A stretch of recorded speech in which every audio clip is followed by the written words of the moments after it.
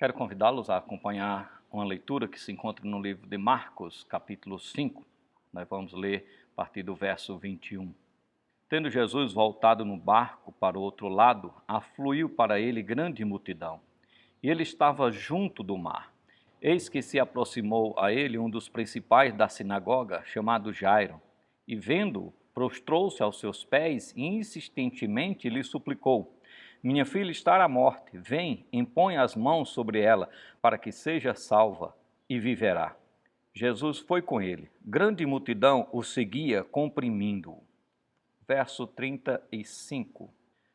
Falava ele ainda, quando chegaram alguns da casa do chefe da sinagoga, a quem disseram: tua filha já morreu, por que ainda incomodas o mestre?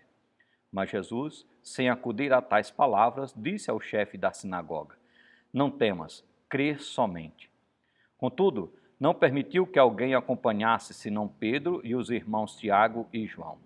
Chegando à casa do chefe da sinagoga, viu Jesus o alvoroço, os que choravam e os que pranteavam muito. Ao entrar, lhes disse: por que estáis em alvoroço e chorais? A criança não está morta, mas dorme. E riam-se dele. Tendo ele, porém, mandado sair a todos, tomou o pai e a mãe da criança e os que vieram com ele, e entrou onde ela estava. Tomando-a pela mão, disse: Talita cumi, que quer dizer, menina, eu te mando, levanta-te. Imediatamente a menina se levantou e pôs-se a andar, pois tinha 12 anos. Então ficaram todos sobremaneira admirados. Mas Jesus ordenou-lhe expressamente que ninguém o soubesse, e mandou que desse de comer à menina.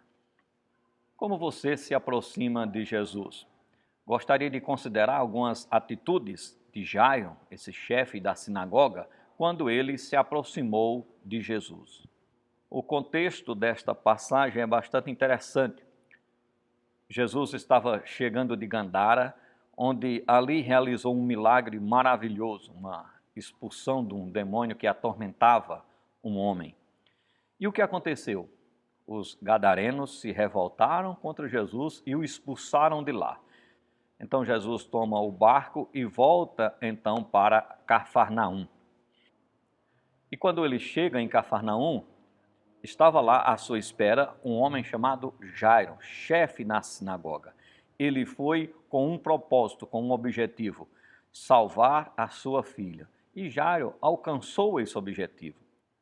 Quais foram então as atitudes de Jairo diante do Senhor Jesus Cristo? Como ele agiu diante do Senhor na busca deste propósito? A primeira atitude que nós observamos é de humildade. Jairo se aproximou do Senhor Jesus de maneira humilde. Quem era o chefe da sinagoga? Era um dos homens mais importantes da cidade.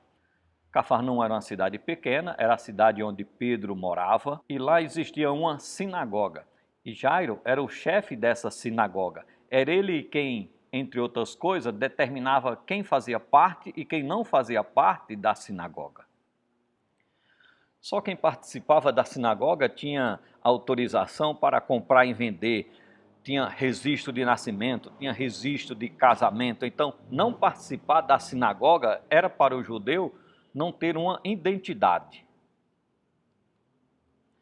E Jairo era o homem que tomava todas as decisões com relação a estas coisas. Ele era um homem também de grande capacidade intelectual. Ele tinha de falar alguns idiomas e tinha de ser conhecedor não só das leis religiosas, mas também das leis civis, porque ele também atuava como juiz daquela cidade. Por conta da sua posição, ele era um homem conhecido em toda a região e era um homem que também tinha uma condição financeira boa, tinha uma boa condição financeira. Ele tinha acesso a muitos recursos, tinha muitas amizades à sua disposição. Mas quando Jairo se aproximou do Senhor Jesus, ele não quis impressionar por sua posição. Ele não se aproximou dizendo: eu sou fulano de tal, eu tenho poder, eu sou a maior autoridade nesta cidade, eu tenho poder para fazer isso, para fazer aquilo. Não foi essa a atitude de Jairo. E é justamente isso que impressiona, porque o ser humano tem um desejo muito grande por ostentar poder, de mostrar sua posição, de mostrar sua inteligência, até mesmo a sua influência. E isso é algo que o ser humano gosta de fazer. E essa atitude do ser humano é tão impressionante que mesmo sem ter poder, mas se ostenta poder por conta da amizade, citando quem são seus amigos. E nós não encontramos isso em Jairo. Pelo contrário, ele era um judeu de raça, de religião, mas nesse momento ele se aproxima do Senhor Jesus com uma atitude de humildade. Jairo chegou, se prostrou diante de Jesus. Ele tinha uma necessidade e quando ele olhou para todos os seus bens materiais, para tudo o que ele tinha, para toda a sua capacidade intelectual, ele viu que nada disso resolveria aquela situação. Tiago, na sua epístola, diz no capítulo 4, do verso 9 ao verso 10: Afligi-vos e lamentai e chorai. Converta o vosso riso em pranto e a vossa alegria em tristeza. Humilhai-vos na presença do Senhor e Ele vos exaltará. Somente quando nós decidimos nos humilhar diante do Senhor, com a nossa alma afligida, com o nosso coração rasgado, Deus conserta tudo aquilo que está errado. Somente tendo uma atitude de humildade diante do Senhor, nós somos acolhidos por Ele. E as nossas dificuldades, os nossos problemas são resolvidos.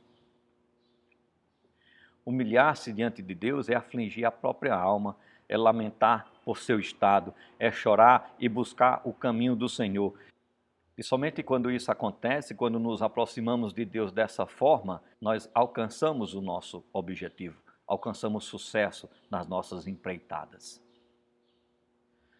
Achegar-se a Deus humildemente, prostrado, reconhecendo quem Ele é. Esse é o segredo de andar com Deus e ser por Ele abençoado. E essa atitude nós encontramos em Jairo. Observe o que diz os versos de 25 a 34. Aconteceu que certa mulher, que havia 12 anos, vinha sofrendo de uma hemorragia e muito padecera às mãos de vários médicos, tendo despendido tudo quanto possuía, sem contudo nada aproveitar. Antes, pelo contrário, indo a pior, tendo ouvido a fama de Jesus, vindo para trás dele, por entre a multidão, tocou-lhes a veste.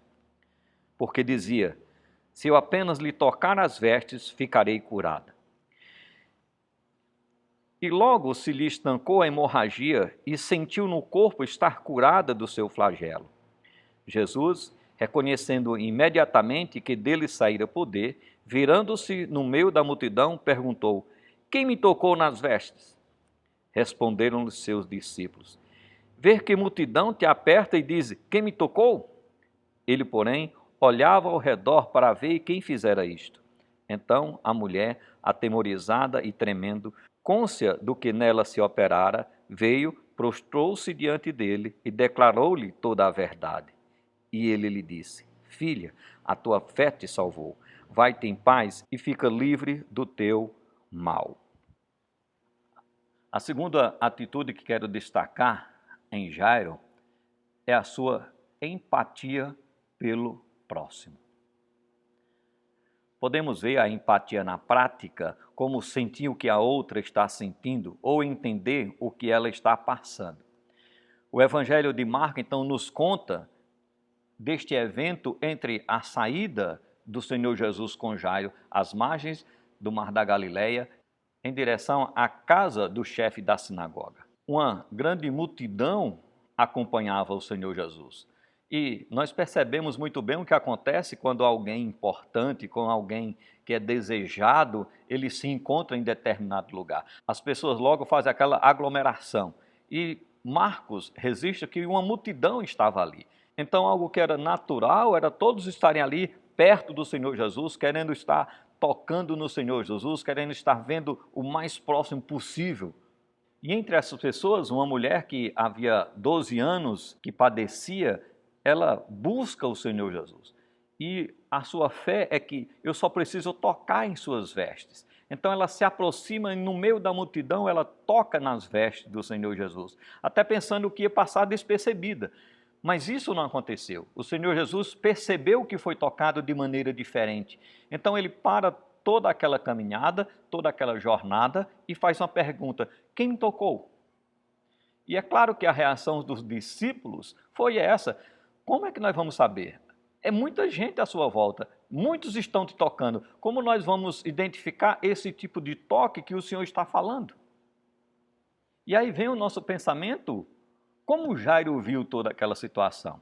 A sua filha à beira da morte, ele apressado para levar o Senhor Jesus para salvar a sua filha, e alguém resolve tocar no Senhor Jesus, alguém resolve atrapalhar aquela jornada, atrasar aquela jornada. Isso é hora dessa mulher tocar no Senhor Jesus, a minha filha está lá morrendo.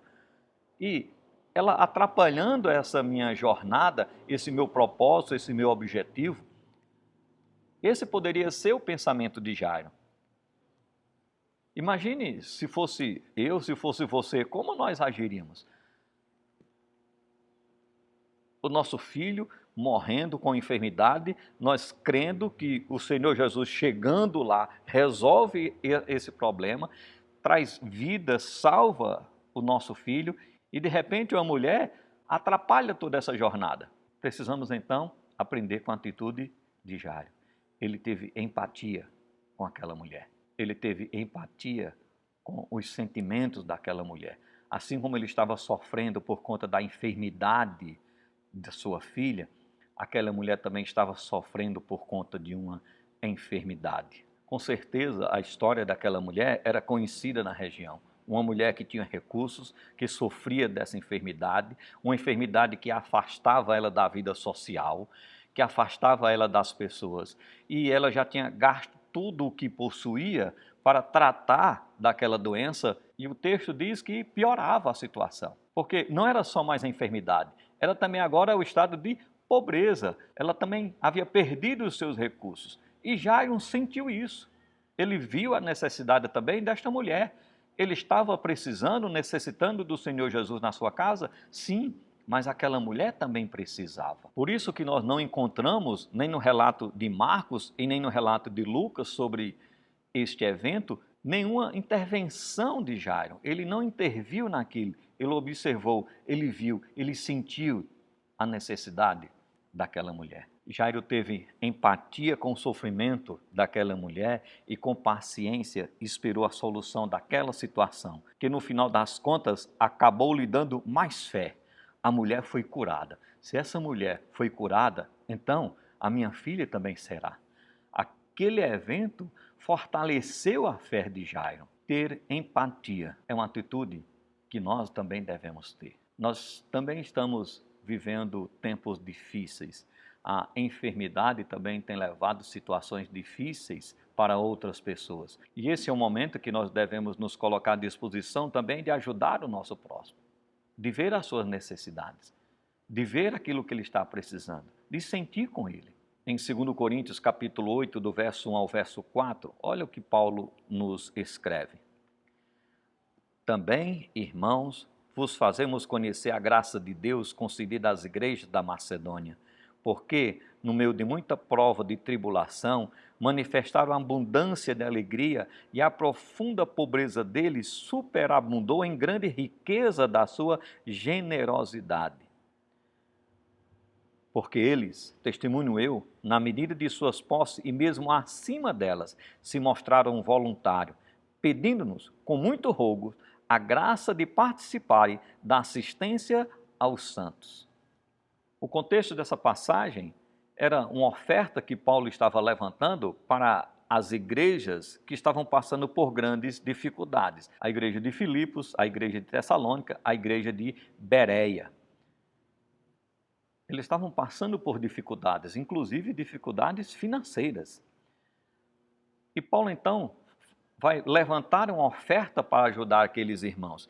E ele diz que ficou surpreso de maneira positiva com a disposição das igrejas da Macedônia, porque não eram igrejas ricas, pelo contrário, eram igrejas que estavam passando pelas mesmas dificuldades. Talvez depois fosse necessário levantar uma oferta para aquelas igrejas. Mas mesmo assim, elas sentiram a necessidade, sentiram o que aqueles irmãos estavam sentindo. E então se doaram para ajudar no suprimento das necessidades daqueles irmãos. Empatia gera generosidade, ou o contrário. O certo é que nos faz ter uma atitude que agrada a Deus. Paulo diz que aqueles irmãos rogaram, pediram pelo amor de Deus para participar do auxílio aos santos. Isso é empatia. Isso é generosidade. Jairo sentiu isso. Aqueles irmãos da igreja da Macedônia também sentiram. E nós temos sentido? Até que ponto nós temos tido essa atitude? Isso nos leva à sua terceira atitude. Jairo não duvidou do poder do Senhor Jesus. Tem gente que é especialista em dar notícia ruim. Ele não se contenta apenas em transmitir aquilo que já é triste. Ele joga peso sobre os ombros de quem ele está dando a informação. Esse era o servo da casa de Jairo. Ele se aproxima de Jairo e diz: tua filha morreu, então não incomoda mais o mestre. Olha, não tem mais jeito, tu vai ficar incomodando o Senhor Jesus por algo que não tem mais como ele resolver. Tua filha já morreu, fica na tua, fica quieto, não incomoda o Senhor Jesus mais com essa situação. Só resta para você chorar a morte de sua filha. Não seja chato incomodando o Senhor Jesus. Jesus olha para Jairo e diz: não temas, crê somente.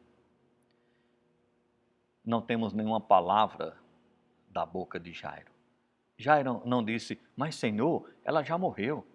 Mas Senhor, nós perdemos tempo aqui e esse tempo aqui ele foi crucial para a morte da minha filha.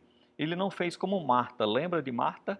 Quando o Senhor Jesus chegou em Betânia, depois da morte de Lázaro, ela disse: olha, já não tem mais jeito, ele já foi sepultado. Essa não foi a atitude de Jairo. Jairo ficou calado. Ele ouviu as palavras do Senhor e creu. Jairo não deu ouvido ao seu servo, ele ouviu a Jesus. Ele creu em Jesus, ele alcançou o que era impossível aos olhos dos homens, aos olhos daquele seu servo. Jairo não duvidou do poder do Senhor Jesus. Muitas são as dificuldades que enfrentamos em nossa vida e algumas dessas dificuldades parecem impossíveis de serem resolvidas, de serem alcançadas. E sempre vai ter aquela pessoa que vai se aproximar de você e vai dizer: não tem jeito, desista, você não vai conseguir vencer essa situação, abandone esse pensamento, abandone esse propósito. Sempre vai chegar um servo de Jairo. E é nesse momento que devemos testemunhar a nossa fé, não duvidar do poder do Senhor Jesus Cristo. Ele é o Deus de milagre e Ele pode resolver situações impossíveis. O Senhor Jesus chega na casa de Jairo e pergunta: por que é que vocês estão chorando? A menina dorme. Ele então entra no quarto com o pai, com a mãe daquela criança e também com os discípulos que o acompanhavam e manda a menina se levantar. E ela se levanta e ele diz: agora faz o que vocês podem fazer. Deem comida a ela, façam a sua parte. Alimente a criança, eu faço a minha. É o que Jesus estava mostrando. Não podemos nunca duvidar do poder do nosso Senhor Jesus Cristo. Ele tem poder para resolver toda e qualquer situação, mesmo aquela que nós olhamos e achamos que é impossível. Então Jairo nos dá uma grande lição nessa história. Primeiro que nós devemos levar as nossas causas ao Senhor Jesus Cristo, mas ao levar essas causas devemos nos aproximar dele da maneira apropriada, com humildade, reconhecendo quem ele é e quem nós somos. Ele é quem é Deus. Não são meus bens, não são a minha capacidade intelectual que vão resolver todos os problemas de minha vida. Existem problemas, existem causas que só o Senhor Jesus é quem resolve. E eu tenho de reconhecer isso e me aproximar dele com humildade. Agora, esperar o tempo certo para isso. Aprender com Jairo. Outros também têm necessidade. Mas o Senhor vai responder e vai nos auxiliar no momento certo. E o momento certo sempre é o momento dele. E no momento de dificuldade e de sofrimento, nós vamos achar que só somos nós que passamos por isso. Outros também estão passando. Outros também estão tendo as suas dificuldades. E nós devemos ter empatia com essas pessoas, empatia com os nossos irmãos, empatia com o nosso próximo. E assim como Jairo, nunca vamos duvidar do poder do Senhor Jesus Cristo, mesmo quando outros se aproximarem de nós e declararem para nós: não tem jeito, não tem solução. É nessa hora, é nesse momento que nós devemos testemunhar a nossa fé e mostrar que tem solução. E essa solução é Cristo Jesus, Ele que resolve todas as dificuldades. E essas dificuldades são resolvidas segundo a sua vontade, e a sua vontade é sempre o melhor para nós. Devemos crer nessas coisas e agir como agiu Jairo. Vamos aprender as lições que a palavra de Deus nos ensina. Que Deus nos abençoe.